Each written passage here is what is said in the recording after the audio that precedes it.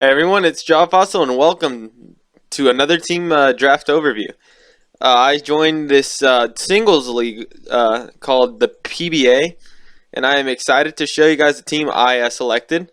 I was one of 32 teams to be selected for the draft, which is really big. And I'm part of the Gumi Gang. Basically, there are two different divisions, one for more experienced players and one for beginners. As you can tell, I am a beginner.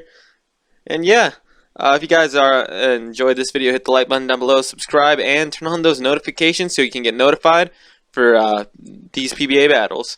Um, I got 5th pick overall, which is really, really good. We were given a total of 120 points. Basically, this one is very unique as there are. It's a point system instead of tiers. So basically, I had to use a certain amount of points. You had a certain amount of points to use to draft your 10 to 11 Pokemon, and the points range from 1 to 18. So yeah, enough explaining. I'm done explaining with all of that. Let's get into my pick.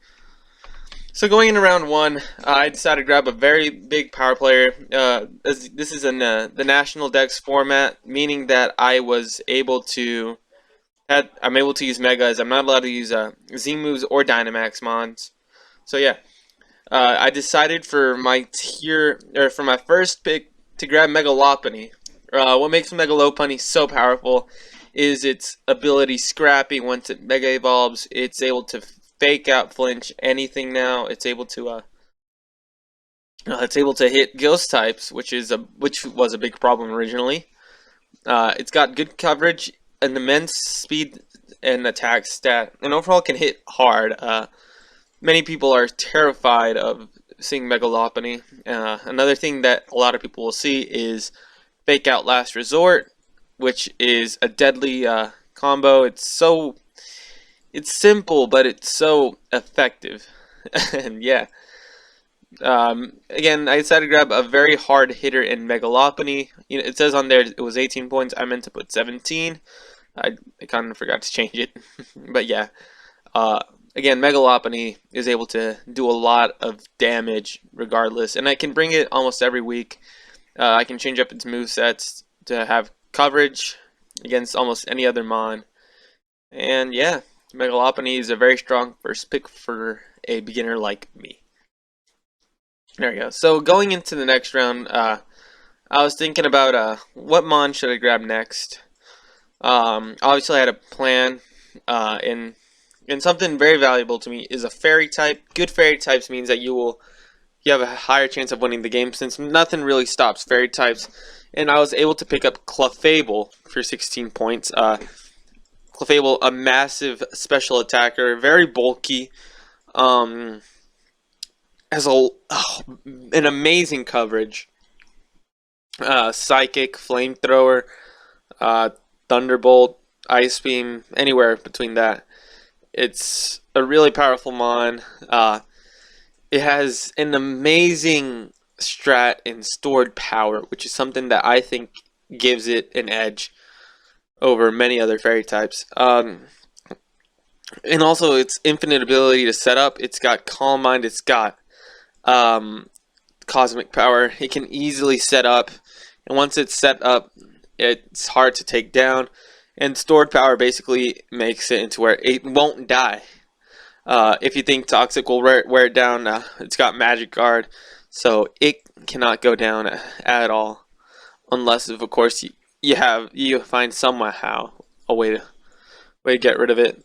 But yeah, Clefairy's also has amazing recovery, or reliable recovery, in Moonlight, which is very, very clutch at some points. They think you're almost down, and then boom, you hit them with that Moonlight. And I just think it's immense. So yeah, it's having Clefable as my fairy type is really, really crucial. So next up we have Arcanine. Arcanine is a very powerful fire type, one of the best fire types I was able to get, or that was still available. can see that I'm starting to do a little bit of a pivoting core.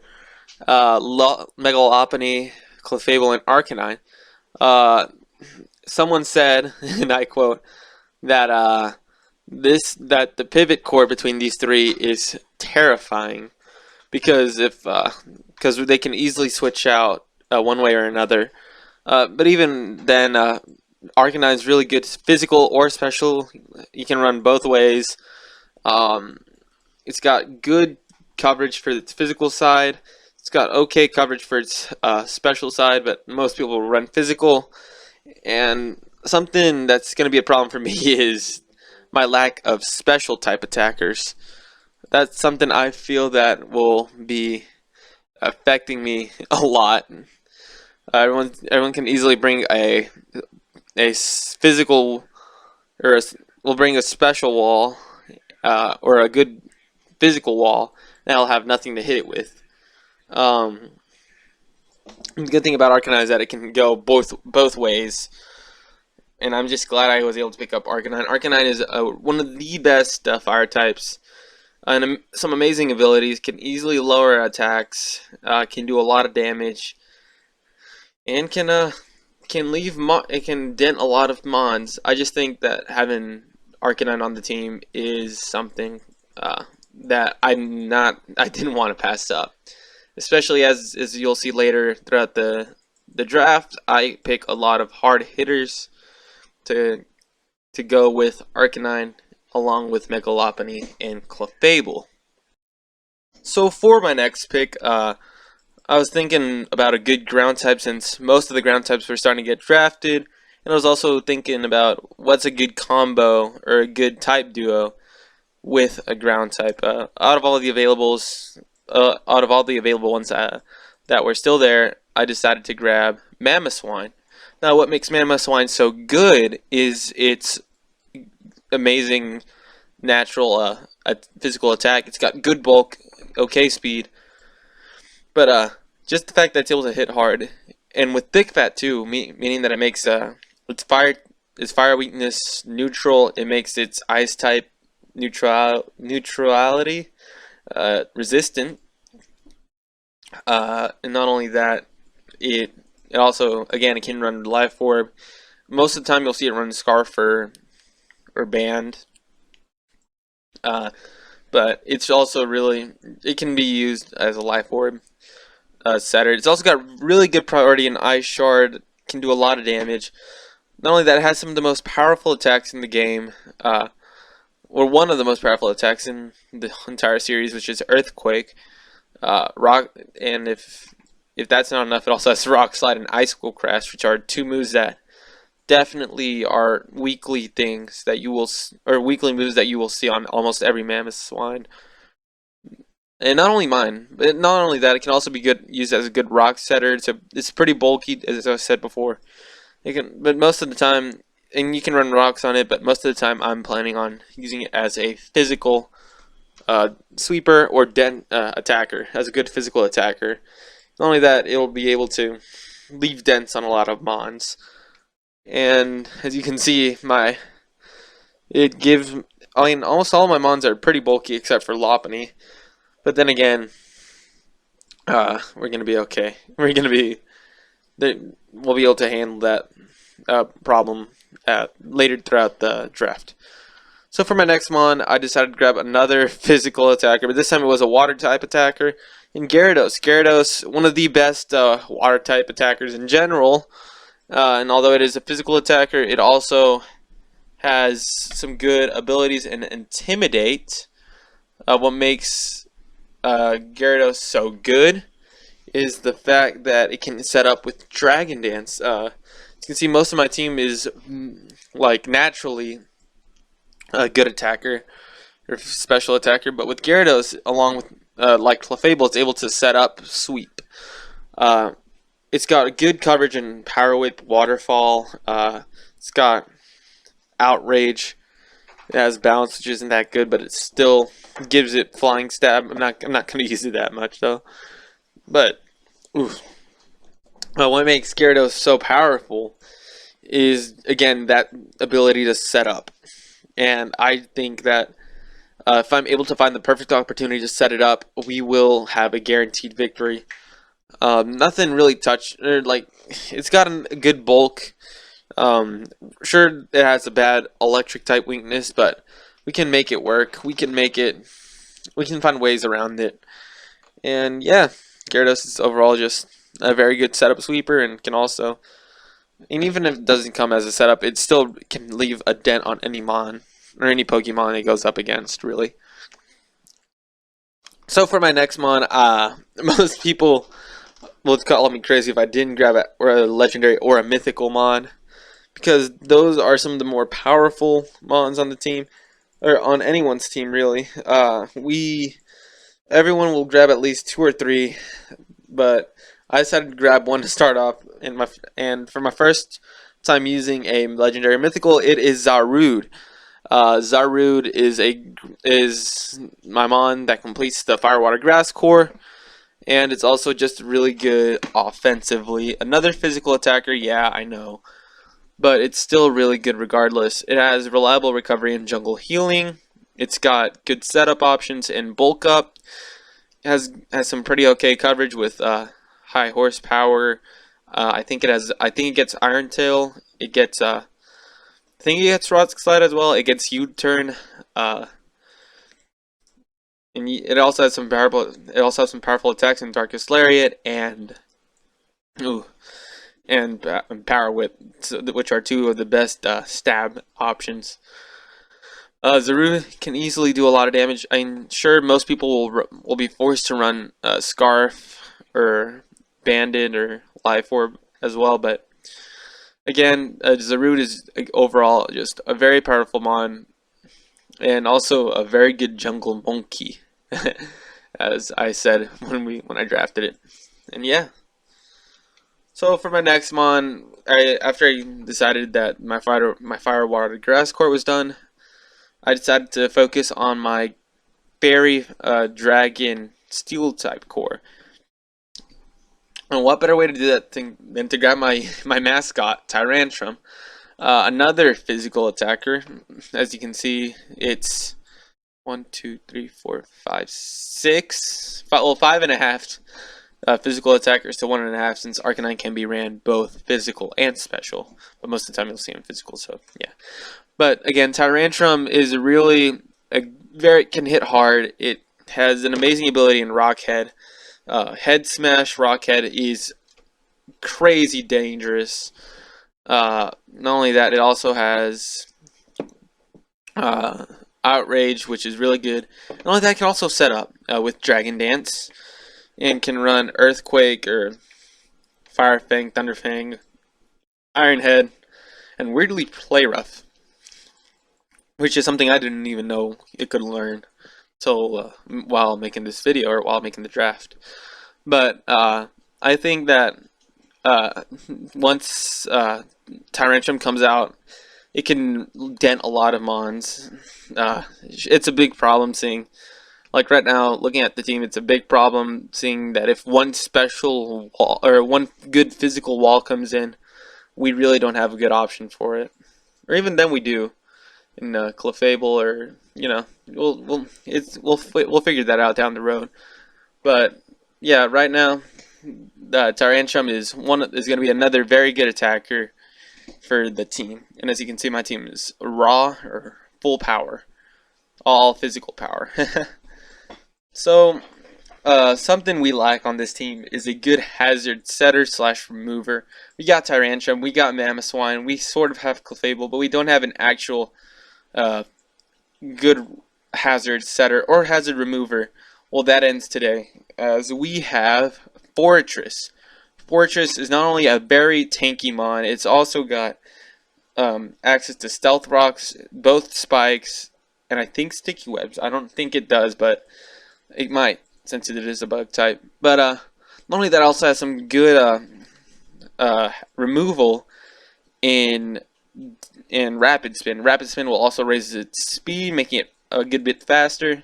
So if I were to run like good example, Gyro Ball, or like if I were to run some physical options on it, then it could use the speed a lot.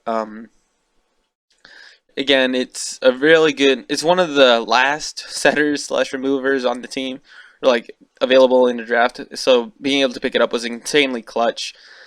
As Hitmontop got, which again is a shame, but I'm okay with it since we got a better Mon in it later in the draft. And again, the Fortress is a really good hazard remover, and it's also a very good tank. It along with Clefable are two of the best tanks that that were left in the draft at the time during their respective times. So being able to pick Fortress up is a very big clutch. And as you can see, it's part of the team, the San Francisco Fortress Ninetales, which is kind of funny, kind of cool, and yeah, Fortress is going to be a very good and a very essential part of the team, which also completes our Fairy Dragon Steel core. For my next one, I decided to grab a special attacker this time. As you can see on the team, my only reliable special attacker is Clefable. Arcanine is a good backup, but again, is going to be ran physical most of the time. But something that my team definitely struggle is not having a good a special attacker. But we got Slowbro, Shotgun, as y'all know from my doubles league that I am a part of. Having Galarian Slowbro is essential. It's got good recovery, it's got good coverage, it's got an amazing ability in quick draw, and it also has Regenerator, but I don't use Regenerator unless absolutely necessary. Not only that, it also has Shell Sidearm, which can hit both physical and special damage. Well, can hit for both physical and special damage. And not only that, it's just a really good mon in general. Quick Draw, Quick Claw is it's a deadly set. If someone expects to outspeed me in a Quick Draw or the Quick Claw activates, I am able to go first basically every other turn, which is insanely good. Something that it's too good to pass up. Not only that, it also helps me get a good response for fairy types. As you can see, my only good response is of course Arcanine, but also Fortress. So having Galarian Slowbro is one of my best bets for a good fairy response. So next up on the team, it's kind of hard. We had to get a fighting type. I know we have Megalopony, but what if I don't bring it? I need to have a good fighting type. And out of all the ones available, I decided to grab Hitmonlee. Hitmonlee has a very good ability on Burden, which is if its item is used up, it will double its speed, which is really, really good. Not only that, it has some good coverage, or it's got some good attacks. It's got knockoff. It's got high jump kick. It's got blaze kick, which is really good. It's also got some pretty decent coverage. But overall, Hitmonlee is there to be a good wall breaker. It can hit hard on the offense, on the physical side. It's got, again, good coverage. Am I going to bring it every week? No. But having Hitmonlee there as a backup fighting type is really good if I can't bring Megalopony, which is going to be hard to. But, yeah, Hitmonlee can also fake out, which is really good. Another good aspect about Hitmonlee. And, yeah, overall just a really good attacker. So for my last pick is something I was teasing everyone about. I told everyone I told everyone in the chat that I had this this very crazy plan, this crazy idea, which would probably cost me my sanity in the process. And I don't think anyone called me crazy, but from what I remember, but I decided to grab Oricorio. People call me crazy, I swear. I'm okay. I promise y'all. But the reason why I grabbed Oricorio is because I'm able to use whichever form I want. So one week I can bring Baile style, which is this one, and another week I can bring, let's say, the Sensu style, which is the ghost one. Another week I can bring the Pom Pom style. It's basically 4 Pokemon in for one pick, which is something that I believe is very, very good. Um, if I'm able to, if I'm able to ever bring Oricorio, I'm mostly going to bring it the electric type one, since I don't have a good electric type on the team, which is something that's going to hurt. It's going to really hurt me in the long run. But Oricorio is also a good defogger. It can also be used as a setup option. Revelation Dance can be whatever type it's chosen to be. So if I get the Bila style, it'll be red. It'll be a fire type. Pom Pom electric, Sensu ghost, and the other type, and the other one psychic. But I'm mainly going to be using either all but the psychic and ghost one. So yeah, electric and fire will be the 2 typings that I will mainly use for Oricorio. So yeah, that's the team. It's Megalopony, Clefable, Arcanine, Mamoswine, Gyarados, Zarude, Tyrantrum, Fortress, Galarian, Slowbro, Hitmonlee, and Oricorio. What do I think? Here are my thoughts on what I think of the team. It's not the best team. I will say that. It's got some problems. Mainly the lack of special attackers is what's going to probably do me in some battles. I will say that. Megalot, Clefable, and Arcanine as a pivot core is too good to not bring a lot of the weeks. Having Gyarados, Zarude, and Tyrantrum as my setup sweepers are really good. Slowbro and Clefable are pretty decent special attackers, though, for being the only 2 that I have on the team. Arcanine can be brought both ways, and I'm okay with that. Fortress is a really good mon for hazards generally, and Oricorio is just Oricorio. I don't even know if I'm gonna use it any week. I could change it. I don't know. Will I make some transactions during the season? Most likely. For who? I don't know. Yeah, that's it. That's the team for your San Francisco Fortress Ninetales.